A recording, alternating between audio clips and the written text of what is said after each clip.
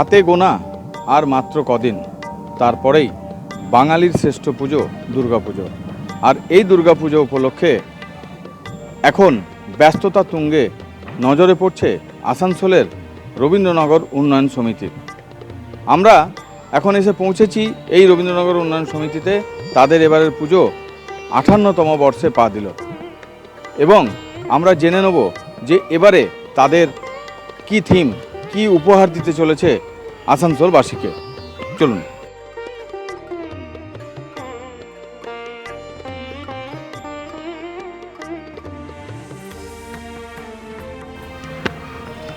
আজকে যে এবারে থিম কি আপনাদের? এবছর থিমটা হচ্ছে আমাদের কর্ণাটকের বিধানসভা ভবন।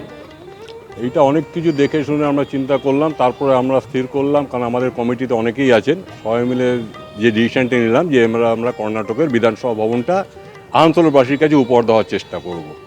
আশা তো করছি আমাদের এইখানে যেমনি প্রত্যেকবারই আসানসোলে one of the best Durga Puja বলা যেতে পারে আমাদের রবীন্দ্রনগর উন্নয়ন সমিতি। আশা করছি এবার দর্শকের এটা আগমনটা আরও অনেক বেশি হবে। তো এই যে ধরুন কি আপনাদের মূর্তি কীরকম হবে? মূর্তি আমাদের অ্যাকচুয়ালি সাহেবিকে অনেক থাকবে।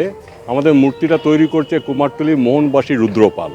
দর্শকের ভিড় কেমন হবে? দর্শকের ভিড় আমরা আশা করছি বিগত বছর থেকে আরও বেশি দর্শক আগমনটা হবে।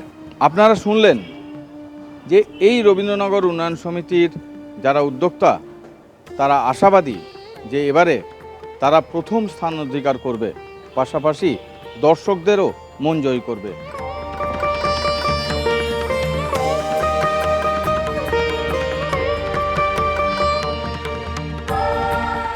আসানসোলের রবীন্দ্রনগর উন্নয়ন সমিতি পুজো প্রাঙ্গণ থেকে পবিত্র বন্দ্যোপাধ্যায়, কলকাতা টিভি।